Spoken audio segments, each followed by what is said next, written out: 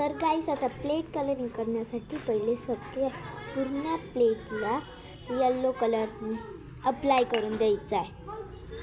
First तुम्ही जसं apply करा, मग त्याच्यानंतर येल्लो कलर अप्लाय करायचा. आणि मी हे 2 शेप्स कट केलेले, हे 2 शेप्स आता प्लेटला लावणार आहे. एक शेप असा ठेवणार आहे मी. ही माझी डिझाईन आहे.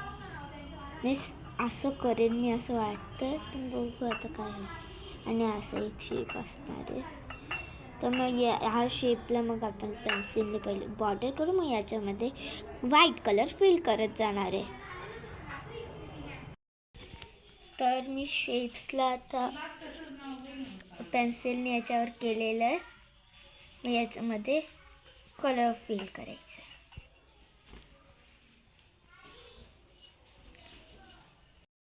आणि शेप्स पेन्सिलने केल्यानंतर मी इरेझरनी ते लाईटली रफ करून दिलेलं आहे.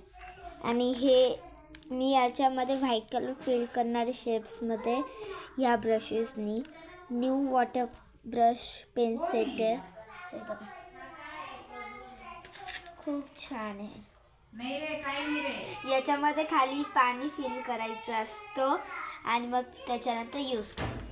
इकडचा एक ब्रश मी यूज करते आता, म्हणतो नव्हता तिकडे, मी आता याला यूज करते.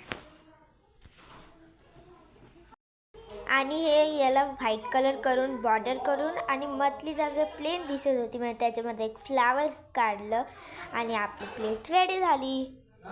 आता मी मामाच्या गावाला आली आहे, तेव्हा मी घरी जाईल तेव्हा इकडे माझं उहू मार्कर्सनी इकडे गोल्डन कलर करून दिला आतमध्ये शेपनुसार, आणि मग आपली प्लेट रेडी होऊन जाईल. कशी वाटली तुम्हाला ही माझी प्लेट? कमेंट करा, लाईक, शेअर आणि सबस्क्राईब करा चॅनलला. थँक्स.